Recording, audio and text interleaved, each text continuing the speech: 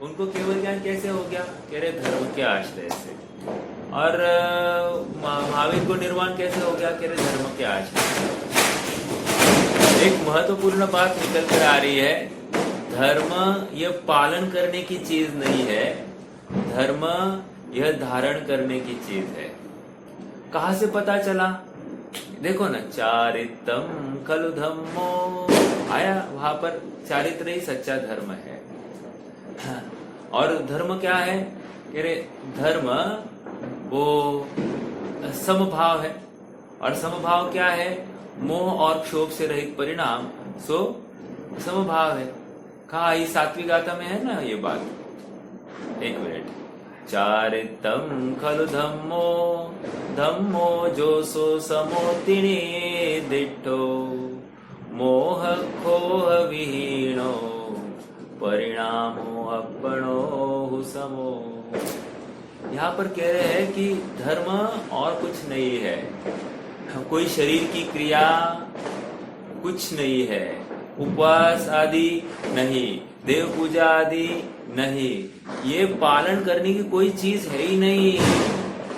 कोई कपड़ा उतारना है, कपड़ा पहनना ऐसा नहीं, मिठाई करना, मिठाई नहीं खाना ऐसा नहीं। धर्म ये तो स्वभाव आश्रित वस्तु है, स्वभाव आश्रित चीज है, और यह मोह और क्षोभ से परिणामों के बल पर ही होती है।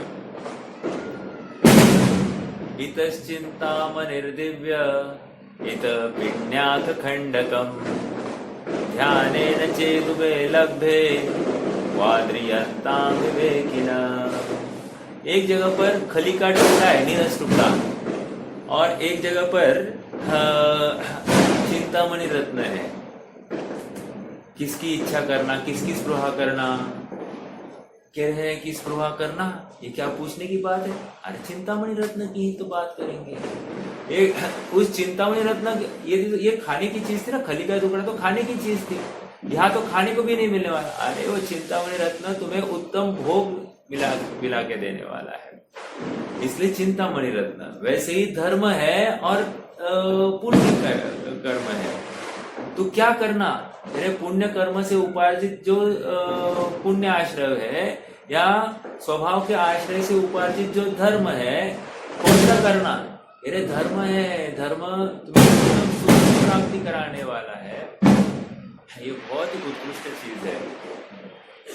देखो, एक घटना विद्वान सुनाते हैं। घटना ऐसी है कि एक लड़की है और उसकी एक टूटा फूटा ऐसा एक झोपड़ी है। झोपड़ी के पिछले साइड में एक बहुत बड़ा नाला बहता है। किसी योग से ऐसा प्रसंग बन गया कि उस लड़की अपने पिता और माता के साथ में रहती है। उसको प्रसंगवश ऐसा योग बना है कि उसको एक बहुत बड़ा रिश्ता आता है। रिश्ता मतलब मल्टी बिलियनर समझो, इतना बड़ा रिश्ता आ गया है। अब लड़की को क्या करना चाहिए? शादी करनी कि नहीं करनी? अभी अगर वो ये कहे कि नहीं नहीं शादी नहीं करूंगी मैं इतने बड़े घर में, नहीं अपनी औकात नहीं है, तो क्या उसकी पामरता का हमको बहुमान नहीं आएगा। बाप होगा समझदार तो क्या करेगा? अभी के अभी निकल, तेरी लाइफ बन रही है। ये कहा झोपड़े का जीवन और कहा महलों का जीवन, पहले निकल। समझ में आ रहा है क्या? ये तो क्या दृष्टांत सिद्धांत क्या है? कह रहे हैं कि हमको विश्व में सुख है, हमको कोई मिलने आए तो सुख है, हम कहीं देव दर्शन के लिए जाए, कहीं घूमने जाए, पर्यटन करने जाए, अपने सगे संबंधियों को मिले, हम उनको कुछ मिठाई खिलाए, वो हमको कुछ मिठाई खिलाए, वो हमको कुछ गिफ्ट दे, हम उनको कुछ गिफ्ट दे। इसमें किसी जीव को सुख भाषित होता होगा। ये पामरता का जीवन है, ऐसा कह रहे हैं उदाहरण की अपेक्षा। और सर्वोत्कृष्ट निधिया कहा है? कह रहे एक अपने आत्म वैभव की प्राप्ति में है। जो अपने आत्मा में स्थित हो जाता है, आत्मा में रममान हो जाता है, आत्मा में ही सच्चा सुख देखने लग जाता है, उसको बाहर की कोई भी चीज बहुत उसको अपील नहीं करती है। अगर मुख में प्रकाशक में मुनि स्वरूप या फिर मुनि स्वरूप की ही बात आई है तो वहां मेरे ख्याल से 3रा पेज होगा, वहां पर मुनियों की आचार्य उपाध्याय और साधु के स्वरूप में ऐसा कहा, अपने उपयोग को ज्यादा नहीं भ्रमाते। अपने उपयोग को ज्यादा नहीं भ्रमाते मतलब क्या? कोई ज्ञान का गे बन गया, क्या है ये जानने की उत्कंठा नहीं है, आकुलता नहीं है। आज दिवाली है तो आज तो कुछ तो अलग करना चाहिए, ऐसा उनको कुछ भी भाव नहीं है। समझ में आ रहा है क्या? ये अपने उपयोग को ज्यादा नहीं भ्रमाते। या फिर कोई घटना घट जाए, अच्छी हो या बुरी, सो व्हाट, हो गई, घटना होनी थी हो गई, इसमें हर्ष भी नहीं मनाते और खेद भी नहीं मनाते, अपने उपयोग को भ्रमाते नहीं। क्यों? कहाँ लगाएंगे फिर अपने उपयोग को? अपने एक शुद्धात्मा तत्व में। देखो, हमारे गॉडफादर भगवान ने जैसे निर्वाण हासिल किया है, गौतम स्वामी ने जैसे आज केवल ज्ञान हासिल किया है, यही श्रृंखला चलती चलती आई है और आज हमारे तक पहुंची है। अर्थात दीप से दीप प्रज्वलित हुआ है और इसी का नाम हम जिन अभ्यास से पारंगत हुए हैं, हम जिन अभ्यास को समझने लग गए हैं, तो यही तो सच्चा दीप प्रज्वलन है। दीप प्रज्वलन मतलब क्या? कोई बाहर में दिया लगाना, भगवान को दिया दिखाना, इसको दीप प्रज्वलन नहीं कहते। हम ऐसा ज्ञान दीपक प्रज्वलित कर ले कि बाहर का दीपक बुझ गया तो भी हमको कुछ भी फर्क नहीं पड़ता है। मतलब क्या? बाहर का दीपक बुझना मतलब क्या? अरे ये इंद्रियों के माध्यम से जो जान रहा था, रिसीव कर रहा था, इंद्रिया भी कोई दीपक है। कह रहे ये बुझ गए तो बुझ गए, अब इसका अंतरंग दीपक ही प्रज्वलित हो गया है, अब बहिरंग दीपक की उसको आवश्यकता नहीं। समझ में आ रहा है क्या? निशामयति निश्शेषमिन्द्रजालोपमं जगत् स्पृहत्यात्मलाभाय गत्वा न्यत्रानुतप्यते। ज्ञानी की परिणति कह रहे हैं, क्या कह रहे हैं? स्पृह आत्मलाभाय, आत्मलाभ की ही स्पृहा है। स्पृहा मतलब इच्छा, एकमात्र आत्मलाभ की ही स्पृहा है, अन्य कुछ भी नहीं है।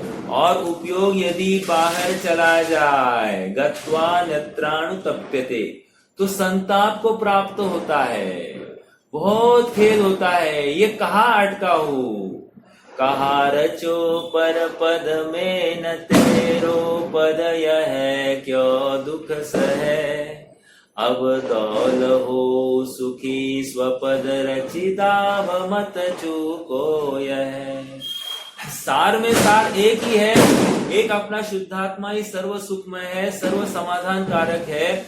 बाहर में जितना भी कोलाहल है वो उपयोग बाहर जाता है तभी है, और जब उपयोग अंदर की तरफ ढल जाता है तो बाहर का कोलाहल भाषित होता ही नहीं है। हमारी माता जी है, माता जी कहती है कि ये जो पटाखे करते हैं, पटाखे की आतिशबाजी होती है, माता जी कहती है कि सरकार ने इसके ऊपर बैन लाना चाहिए, या फिर इनको कोई से जाकर समझाना चाहिए। बात किसी और को, तुम्हारा सुख तुम्हारे पास में है, बात किसी और को समझाने की नहीं है, बात तुम्हें स्वयं समझने की है। वो उलझ गए हैं और उनके पीछे तुम उलझ रहे हो।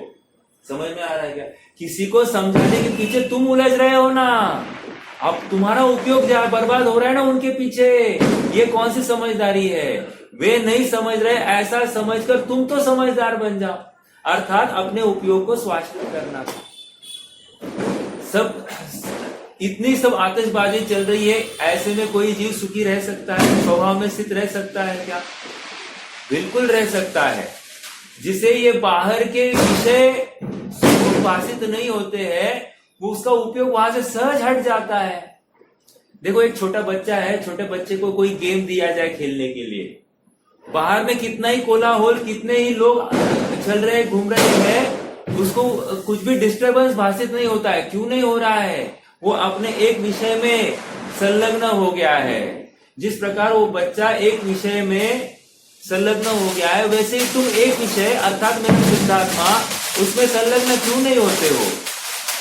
तुम्हें हर प्रकार के प्रयास अपने शुद्धात्मा में संलग्न होने का करना चाहिए। यदि तुम इसमें सफल होते हो तो तुम्हें दुखी करने में कोई समर्थ नहीं है। इसलिए यहाँ पर चारित्रम खलु धम्मो, चारित्र ही धर्म है, और वो धर्म मोह और क्षोभ के अभाव में ही होता है। जैसे वो लड़की वहां पर जाकर सर्व सुखमय होने वाली है, वैसे ही यह जीव इस चारित्र को अंगीकार करके पूर्ण सुखी होने वाला है। एक दिन आएगा तो पूर्ण सुखी हो जाएगा।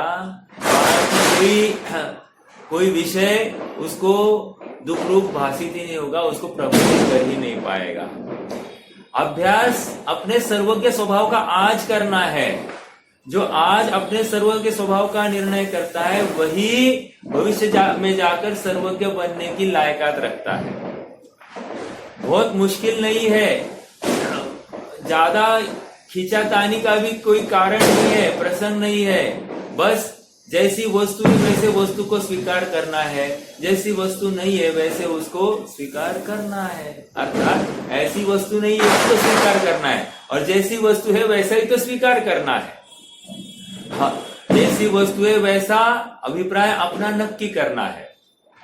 देखो हमको विरासत में ये जिनवानी मिली है, देखो ना कितने अभागे लोग हैं, किसी को जिनवानी मिली नहीं, कहा वे सुख की कल्पना कर बैठे। कोई दिया जलाने में, कोई लाइटिंग लगाने में, लाइटिंग को अच्छा करने में, कोई किला बनाने में, कहा अपना उपयोग को दौड़ा रहे और सुख की कल्पना कर रहे हैं।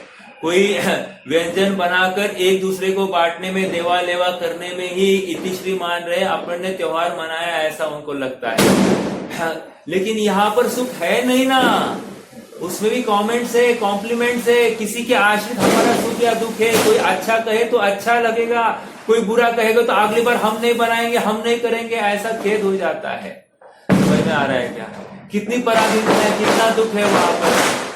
यहाँ पर ऐसा कुछ भी दुख नहीं है, सब कुछ स्वाधीन है, स्वाश्रय में है, और स्वयं उपार्जित है, स्वयं कमाया हुआ है।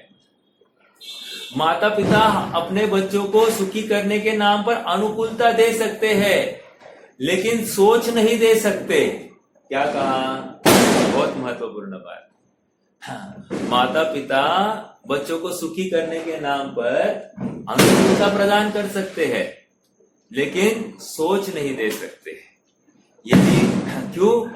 क्योंकि सारी अनुकूलता में भी कोई अपने को दुखी अनुभव होता है, तो इसमें माता पिता क्या कर सकते हैं? कुछ नहीं कर सकते। समझ में आ रहा है क्या? उदाहरण देखो ना, मतलब हाँ, इतिहास में झांककर देखो। जैसे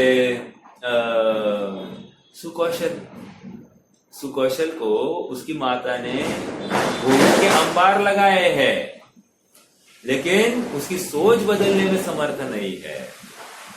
देखो जम्बू स्वामी, माता पिता ने भोगों के अंबार लगाए हैं, एक नहीं चार के साथ में शादी कराई है, चारों समर्पित है, जो कहेंगे वही करेंगे, ऐसी समर्पित स्त्रियां हैं, और फिर भी ये उनमें प्रवृत्त नहीं हो रहा है, इसकी सोच नहीं बदली जा रही है। अर्थात अनुकूलताओं से सोच बदल जाती है, ये बात गलत है। सोच किसी भी अवस्था में हम सही भी रख सकते हैं, और अनुकूलता में हम अपनी समझ गलत भी रख सकते हैं, ऐसा भी हो सकता है। तो हमारी सोच सही कौन करेगा? एक जिनवानी, एक जिन वचन पढ़ के और समझ कर ही हमारी सोच सही होती है। और देखिए, जिनवानी के आश्रित हमारी जब सोच होती है, हमारे जो बखान होते हैं, उन तर्कों को कोई चैलेंज करने में समर्थ नहीं होता है। और जब हम मनगढ़ंत हमारी कल्पना के अनुसार, हमारी इच्छा के अनुसार कोई सोच करते हैं, तो उस सोच को कोई भी बिना आधार का समझकर उसको उड़ा देता है। उसको हम स्वयं डिपेंड करने में समर्थ नहीं होते तो और कैसे डिपेंड होगा? समझ में आ रहा है क्या? मेरा बेटा मेरे अनुकूल चले तो मैं सुखी, मेरी पत्नी मेरे अनुकूल चले तो मैं सुखी, सब संयोग मेरे अनुकूल हो जाए तो मैं सुखी, ये भ्रम है। मैंने पर के आश्रित अपना सुख माना, यही सबसे बड़ी गलती की है, अर्थात वस्तु स्वरूप को समझा नहीं है। तेरा सुख तेरे अंदर है, तेरे स्वभाव में ही डुबकी लगाना है, तुझे सुख की प्राप्ति होने वाली है। स्वभाव के बाहर जो गया तू पीटा जाने वाला है। स्वभाव के बाहर से कहीं सुख की कल्पना की तो तू पीटा जाने वाला है। मेरा बेटा 5-50 लोगों को, 100-200 लोगों को धर्म मार्ग में लगाए, इसमें मुझे आनंद है कि नहीं है? गया तू दुखी हो गया, क्योंकि तब तक तुझे विवल होना पड़ेगा, आकुल चित्त होना पड़ेगा। नहीं, अपने किसी के आश्रित अपना सुख नहीं है। अभी कोई मैं व्यंजन बना रहा हूं, वो व्यंजन बनाते बनाते ये विकल्प आए कि ये सबको अच्छा लगे, गया तो सबसे पहले दुखी होने वाला है, उस आकुलता में झुलसने वाला है। और जिस समय में तुम्हें आकुलता हुई ना, सबको अच्छा लगे, उसी समय में तुम्हें दुख हुआ है। व्यंजन जैसा होना है सो होगा, वो तो अपनी योग्यता के अधीन है, तुम्हें कुछ भी नहीं करना है, उसका सब योग्यता के अनुसार है। मैं अक्सर सोचता हूं कि कभी कभी कोई प्रश्न पूछ लेता है और उसी समय में उत्तर भी आ जाता है, समर्पक उत्तर भी आ जाता है। कदाचित मैंने वो विषय को चिंतन में लाया भी नहीं होता है, लेकिन आ जाता है। तो इसमें मेरा कर्तृत्व क्या है? कुछ भी नहीं है, सहज योग्यता के अधीन हो जाता है ये। ऐसा ही इस काल में वो वचन निकलने हैं, शुभ वचन निकलते हैं। सामने वाले का जैसा पुण्य होता है वैसे ही वचन निकल जाते हैं।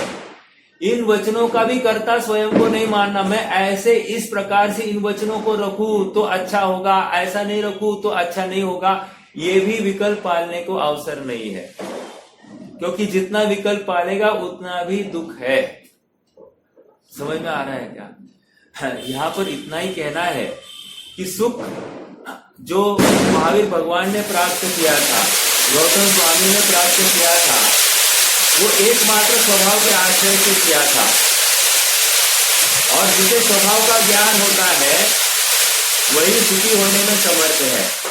जिसे स्वभाव की समझ है वही सुखार्थी है, जिसे स्वभाव की समझ नहीं है वो दुखी है। क्योंकि लाख उपाय करो, बाहर की व्यवस्था पूरी ठीक कर दो तो भी वो दुखी है। देखो, द्वारका नगरी है, हाँ, चक्र रत्न बल क्या है? चक्र रत्न बल हर का भाई काम नहीं आया, एक तीर के चरण विनत गई काया। कहने की बात इतनी है कि हम किसका विकल्प पाले ये बात है ही नहीं। बात इतनी ही चल रही है कि हम अपनी समझ को कैसे ठीक करें, और अपनी समझ ठीक करनी है तो जैसा वस्तु स्वरूप जिनेंद्र भगवान के कथन में आया है वैसे वस्तु स्वरूप का निर्णय करना। एक वस्तु दूसरे वस्तु रूप होती नहीं है, दूसरी वस्तु इस वस्तु रूप होती नहीं है। समयसार की तीसरी गाथा की टीका, विश्व के समस्त पदार्थ अपने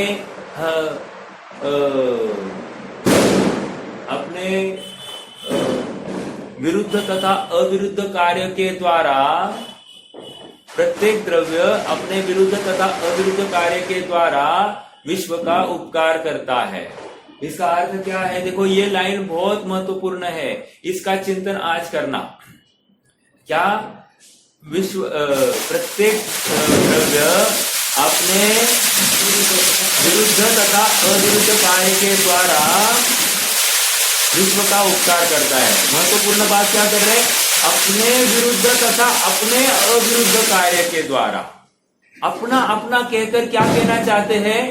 कोई दूसरा इसका काम करता नहीं है, अर्थात मेरे आत्मद्रव्य का परिणाम मेरे ही आश्रित है, अन्य किसी के आश्रित नहीं है, इस शरीर के आश्रित भी नहीं है। एक बहुत अच्छी एक आज उदाहरण सुनने में आया। उदाहरण ऐसा था, ये सत्य घटना है। उदाहरण ऐसा था कि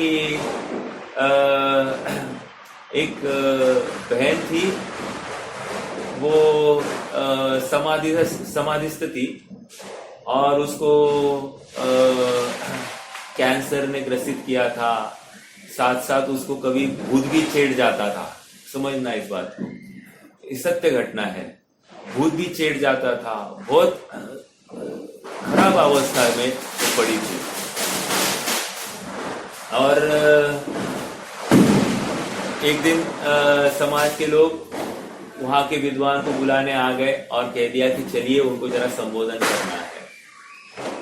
और वे विद्वान तुरंत उनको संबोधन करने के लिए निकल पड़े।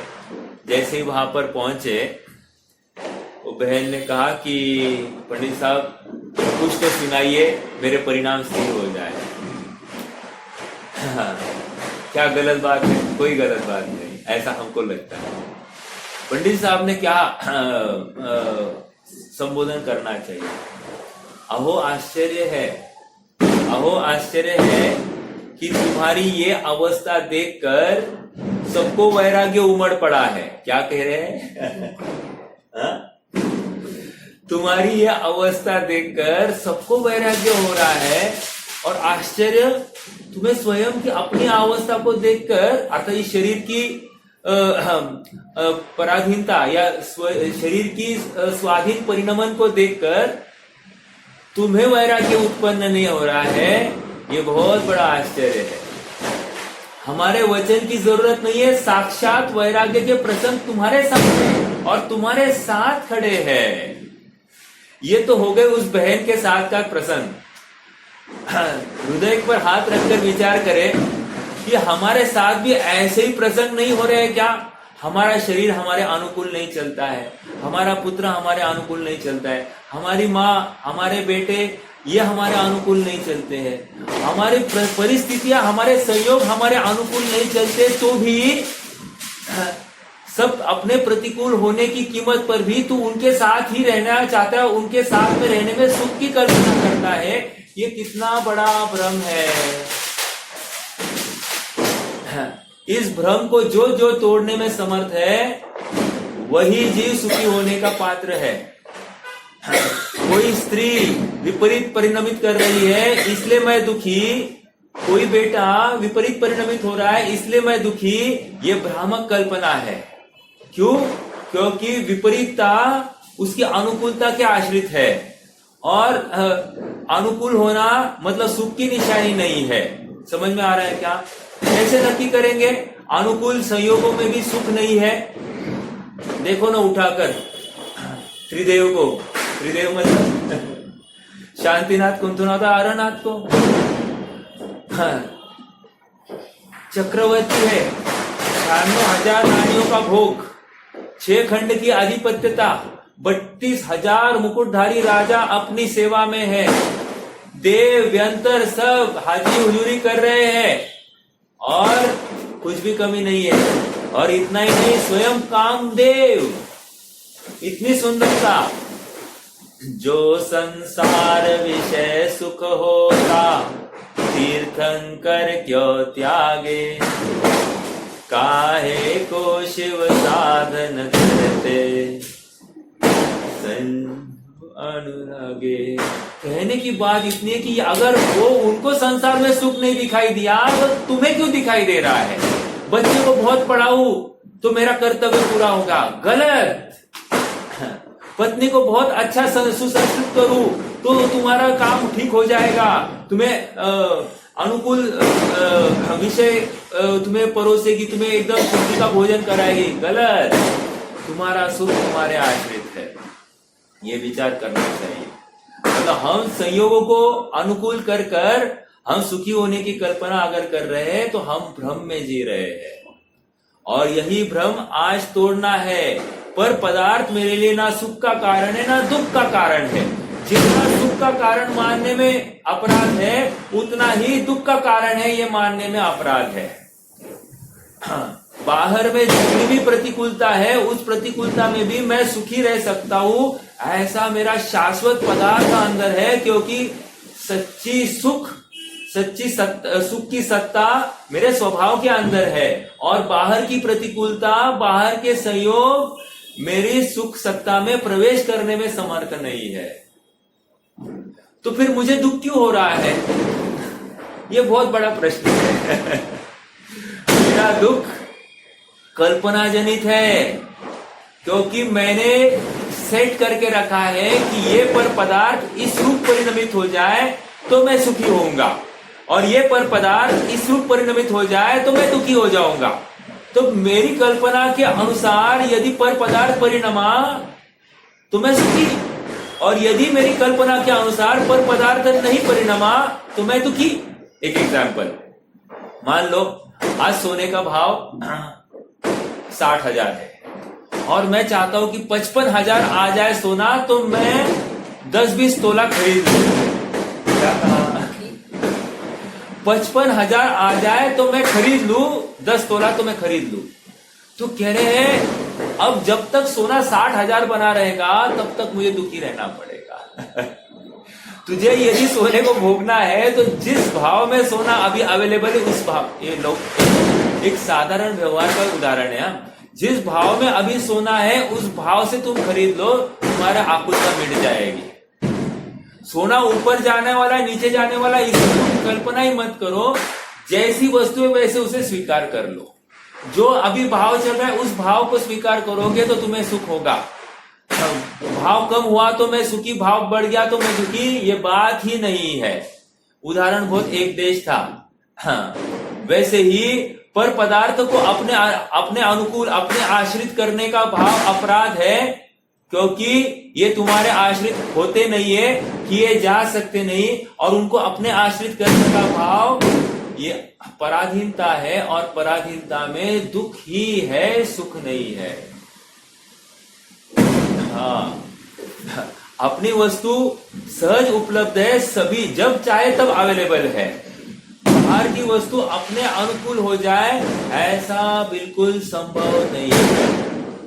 इसलिए बाहर से सुखी होने की कल्पना बहुत भ्रामक है।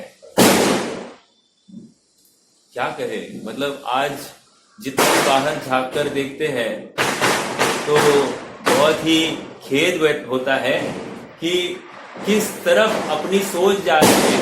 जितने जितने पढ़े लिखे हो रहे हैं लोग, उतनी उतनी विकृतियां बढ़ रही है। होना चाहिए था ज्ञान, वो ज्ञान ही सच्चा ज्ञान है जो सुख तक ले जाए, लेकिन ये ज्ञान जो लौकिक अर्थकारी विद्या थी, इसको हासिल करके ये जीव दुखी हो रहा है।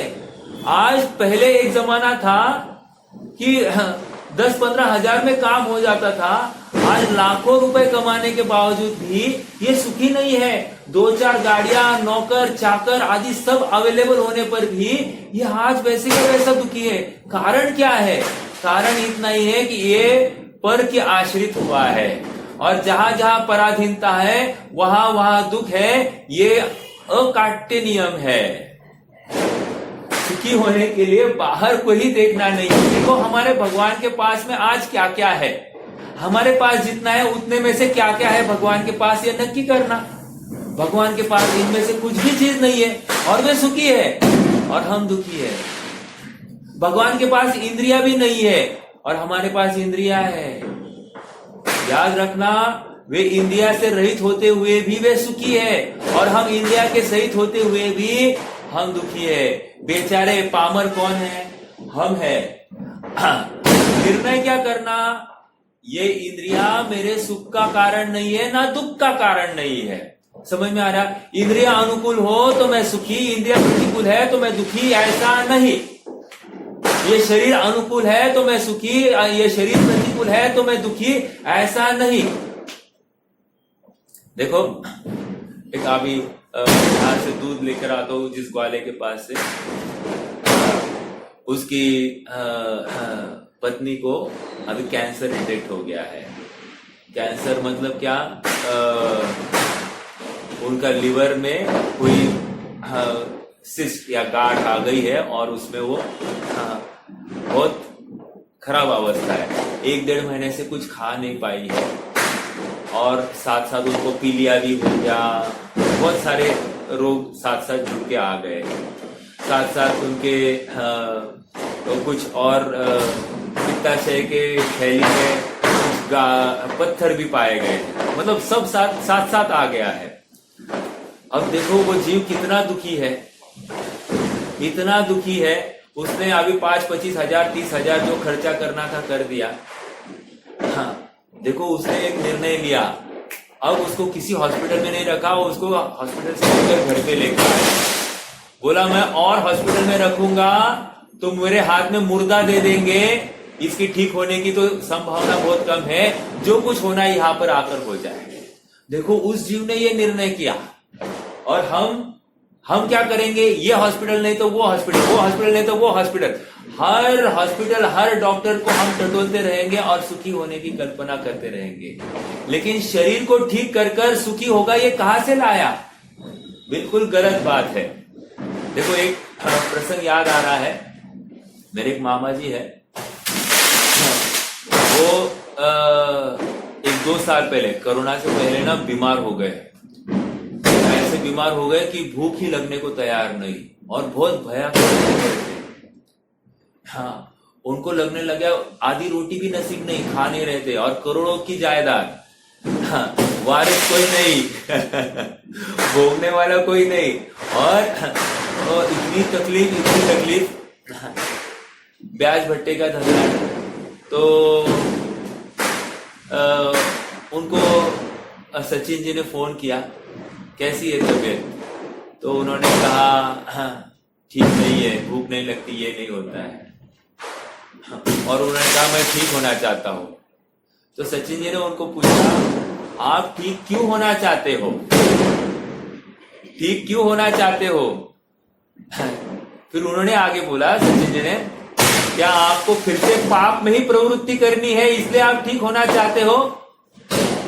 तो समझ लो आप जीवित रहोगे तो और पाप करोगे, अभी मरना ज्यादा फायदे में है, बाद में मरोगे तो ज्यादा पाप करके मरोगे तो और बड़ा गड्ढा खोड़ के जाओगे, तो अभी मर जाओ, इसमें अच्छा ही है।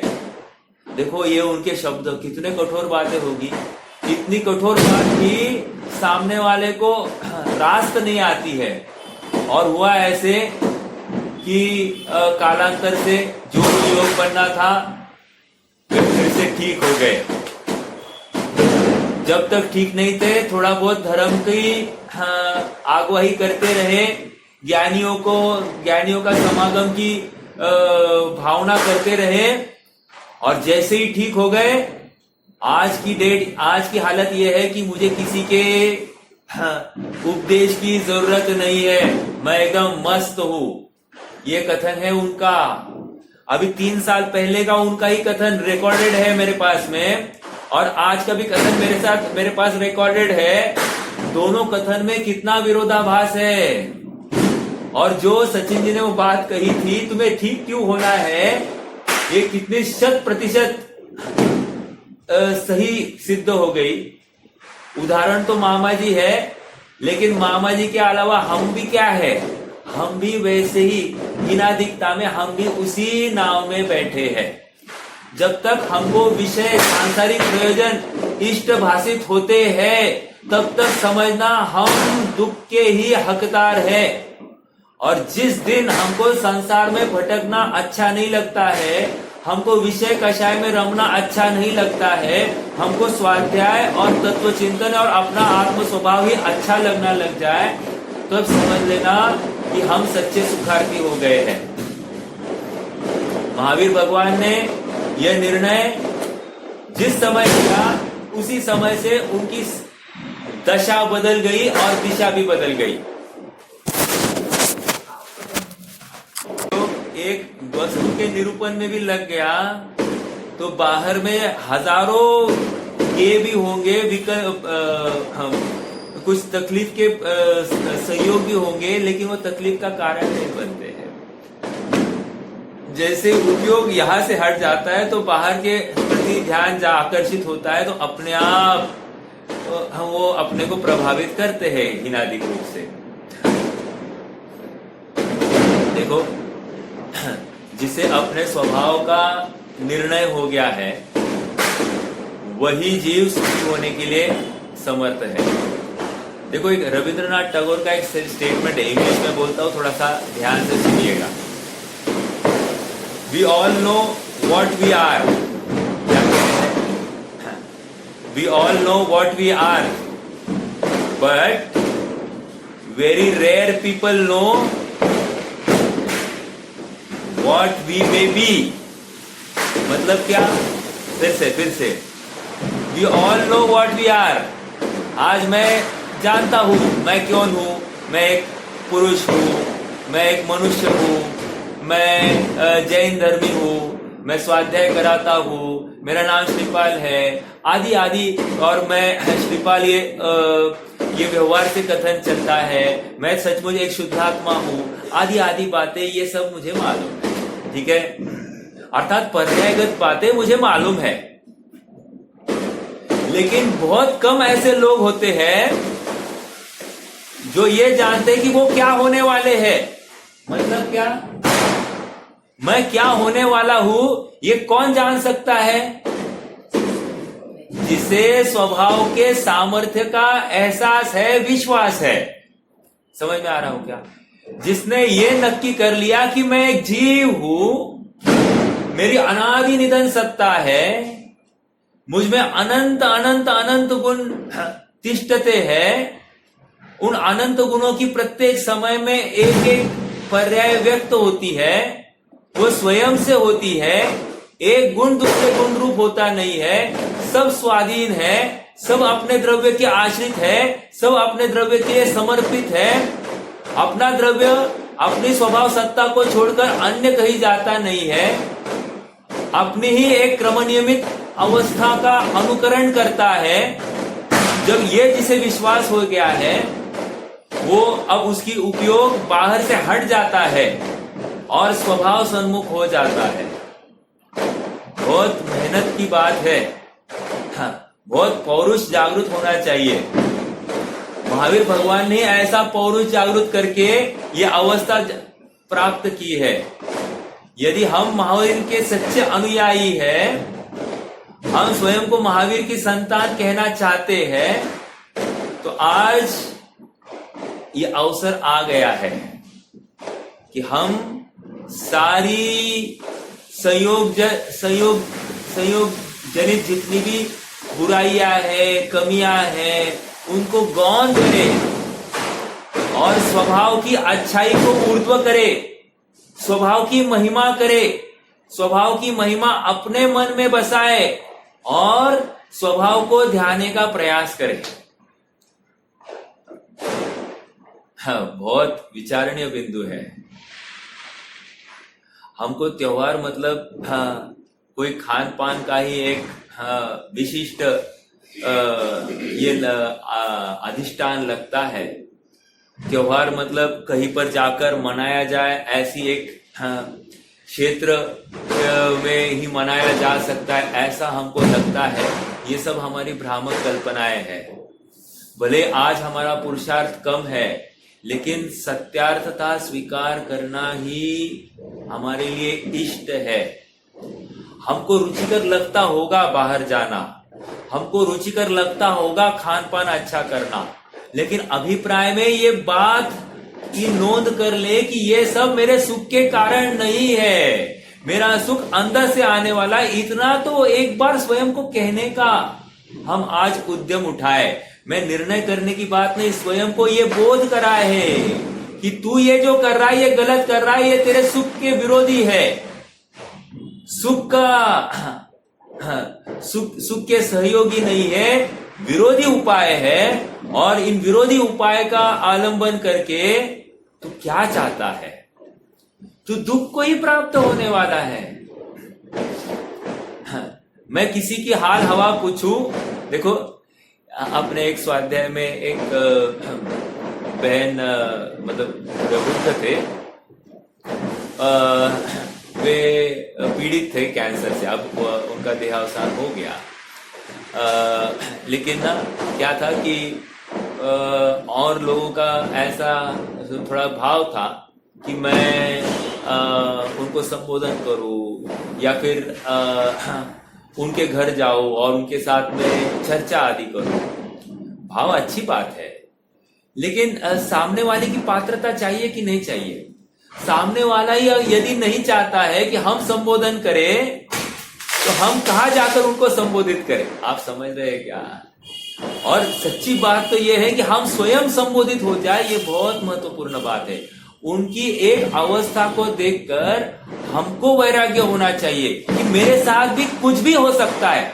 उनके साथ हुए प्रसंग को देखकर ये नक्की करना कि मेरे साथ कुछ भी हो सकता है, कभी भी हो सकता है। हाँ, दृश्यमानस्य लोकवत्, क्या है वो? दह्यमान मृगाकीर्ण दृश्यमानस्य लोकवत्। क्या इष्टोपदेश का छंद है।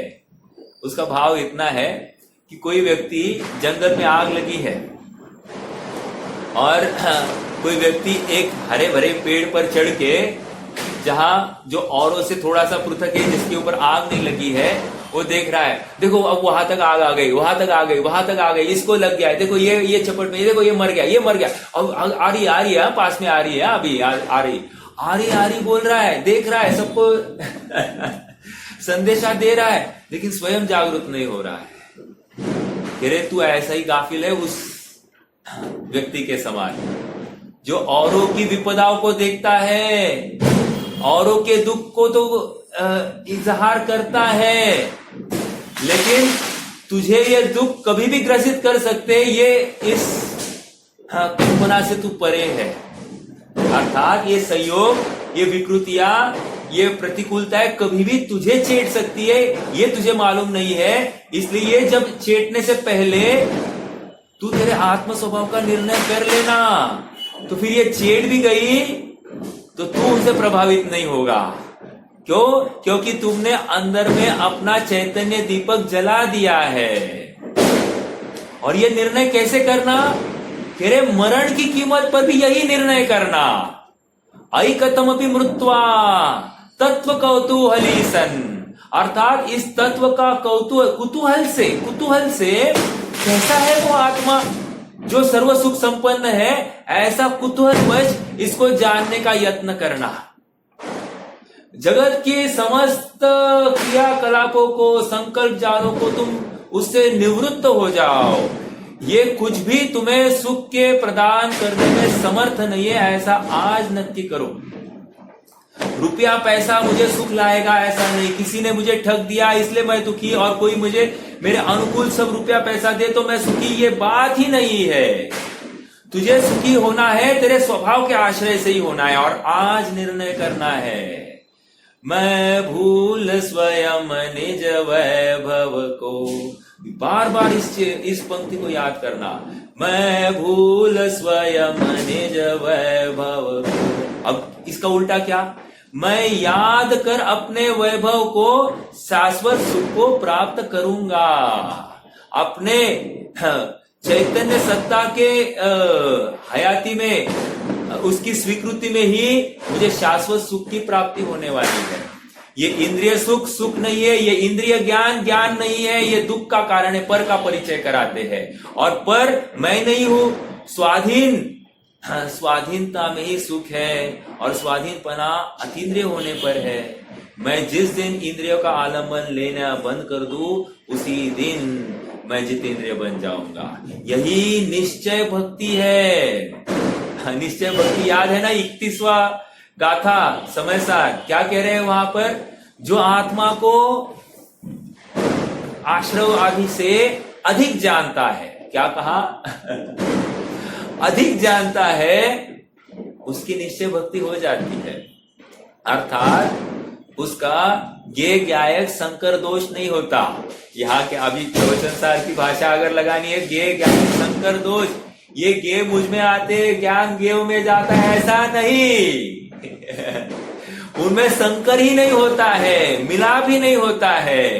ये जो जानता है, अधिक जानता है संयोगों को, अधिक मतलब भिन्न, पृथक प्रवचन सार की भाषा पृथक। जो अधिक जानता है अपने आत्मा को संयोगों से, वो सुखी हो जाता है। समझ में आ रहा है क्या? मैं असहयोगी पदार्थ हूं, ऐसा जो नक्की करता है वही सहयोग रहित ऐसी निर्ग्रंथ और शाश्वत अवस्था को प्राप्त करता है। हम मोक्ष यहां पर है, सिद्धशिला के ऊपर है, इसकी बात नहीं करेंगे। मोक्ष तो अपने अंदर है, क्योंकि सुख जहां है वहीं पे मोक्ष होना चाहिए। सुख मोक्ष किसी स्थान का नाम नहीं है। उपचार से उसको उस स्थान को मोक्ष कहा जाता है, लेकिन मोक्ष सचमुच मेरे आत्मा में है। यह विश्वास हमको आज लाना पड़ेगा। यदि उस क्षेत्र की कामना से भी मैं प्रयास करता हूं तो वो सच्चा प्रयास नहीं है, क्योंकि वो ऊंचाई नहीं जिसका आधार सच्चाई नहीं है। सच्चाई का आधार लेने पर शाश्वत सुख की प्राप्ति होती ही होती है।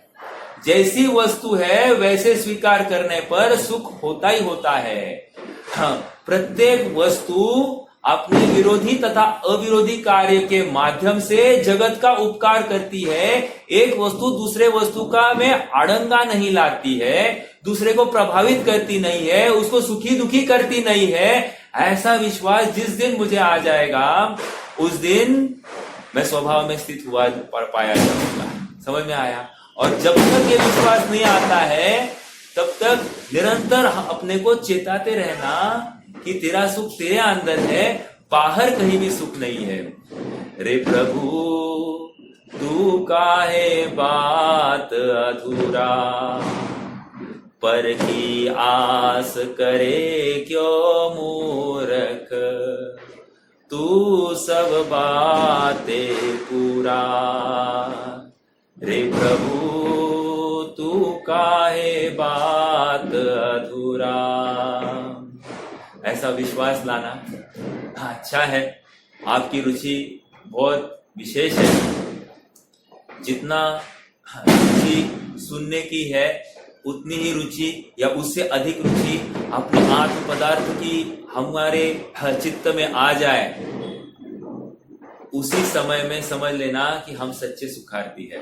जब तक ऐसी रुचि नहीं आती है तब तक प्रयासरत रहना है जिन वचन के आश्रित रहने का, क्योंकि यही हमको मार्गदर्शन करने वाले हैं। अन्य कहीं भी जाकर हमको मार्गदर्शन नहीं होने वाला है। जिन वचनों के माध्यम से आज जितने भी जीव उलझे हैं, मतलब सुलझ गए हैं, वे जिन वचनों को सुनने पर ही हुए हैं। एक उदाहरण दिया जाता है, हमको कुछ समझ में नहीं आता है इसलिए हम सुनते नहीं हैं। ऐसा कहने वाला नियम से हमेशा के लिए दुखी रहेगा। लेकिन हमको समझ में नहीं आता है, फिर भी समझने का अवसर यही है। ऐसा जिसे समझता है और उसी का आग्रह करता है, उसी को सुनता है, वही जीव सुखी होने का पात्र है।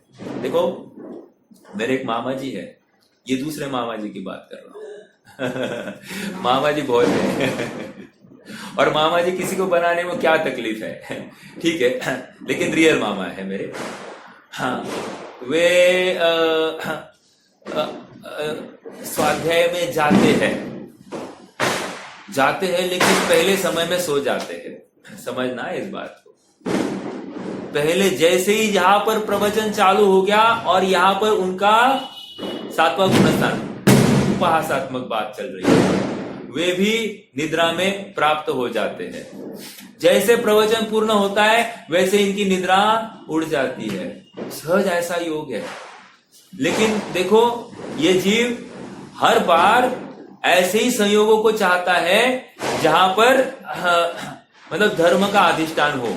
अर्थात इसने इतना तो नक्की किया है ना, देखो ये कुछ भी नहीं प्राप्त कर रहा है, अभी भी वहां पर जाकर कुछ हासिल नहीं कर रहा है। लेकिन मैं अलग बात कह रहा हूं। लेकिन वो समझता है कि अगर कुछ हासिल होगा तो यही पर जाकर हासिल होगा। घर में रहकर या चाचा पैपा में गृहस्थी के कार्य में उलझकर कुछ हासिल होने वाला नहीं है। ये इतना तो नक्की किया ना इस जीव ने, ये भी एक अचीवमेंट है। उसके स्तर पर वो अचीवमेंट है। हमारा स्तर बढ़ गया है, हमको अलग दवा है हमारे लिए। मैं तो किसी एक विशिष्ट स्तर के जीव की बात कर रहा हूं जो एकदम प्राथमिक भूमिका में है। उसके लिए भी वो अचीवमेंट, वो घर कि क्रियाकलापों को छोड़कर, द्वंद्व फंद को छोड़कर, विकथाओं को छोड़कर, अच्छा बुरा इन संकल्पनाओं से छूटकर एक धर्म ही अच्छा है, इस संकल्पना से धर्म स्थान की ओर बढ़ा है, उसके लिए उसने बहुत कुछ पुरुषार्थ किया है। हाँ, वहां पर जाकर वो गाफिल है, इसलिए उसका काम होने वाला नहीं, ये बात पक्की है। लेकिन श्रद्धा में धर्म अच्छा है और सांसारिक प्रयोजन गलत है, ये तो स्वीकार हुआ कि नहीं हुआ, बस यही बहुत है। आज की डेट में यही बहुत है। हाँ, अन्य जीव तो इतना भी नहीं कर रहे हैं। धर्मायतन के नाम पर वे घुमक्कड़ वृत्ति रखते हैं, तीर्थायतन के नाम पर भ्रमण करते हैं, और कौन सा सीन अच्छा और कौन सा सीन गलत फोटो निकालते, सेल्फी निकालते, और क्या उपलब्धि है, भगवान को देखकर जाते और भगवान के साथ सेल्फी निकालते हैं। वो भगवान को देखने जाते हैं और वहां के हरियाली, एक इंद्रिय जीवों की, हवा की वाह वाह करते आते हैं।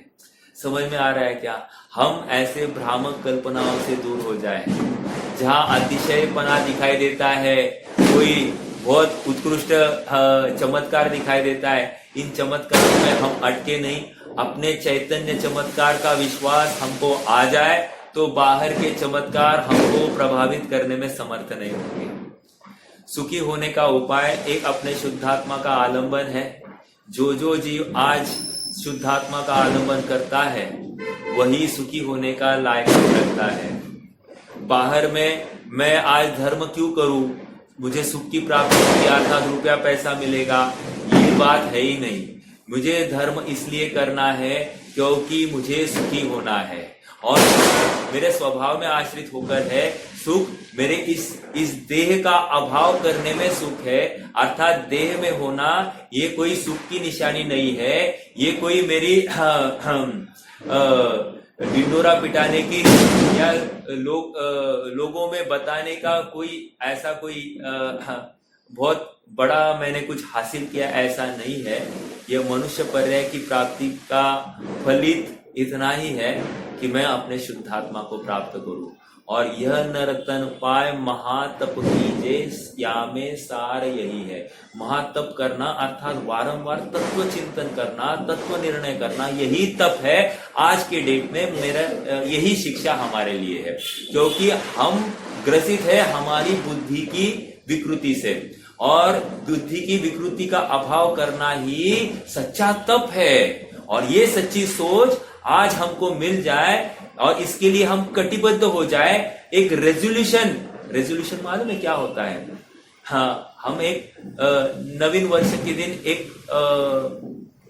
हम एक नक्की करते हैं ना कि आज से हम ये गलत आदत छोड़ दें। तो आज एक रेजोल्यूशन करना है कि मेरी सोच को सही करना है। पर के आश्रित होकर मुझे जो सुख होता है ये ऐसी मेरी सोच थी, या पर के आश्रित होकर जो मुझे दुख होता है ये मेरी सोच है। इस सोच को ठीक करना है। सोच मेरे स्वभाव के आश्रित होकर ही सुख होगा, इसी सोच को ऊर्ध्व करना है। यही महावीर की शिक्षा है। जो जो इस शिक्षा को अंगीकार करते हैं वे सुखी होने के लिए हकदार है और वे सुखी होंगे। यही महावीर का संदेश है, और जो उनकी देशना को यथार्थ रूप से समझता है वही सुखी होगा। रुकते हैं, जिनवानी स्तुति करेंगे। निज निधि निज में बताई यह अनंत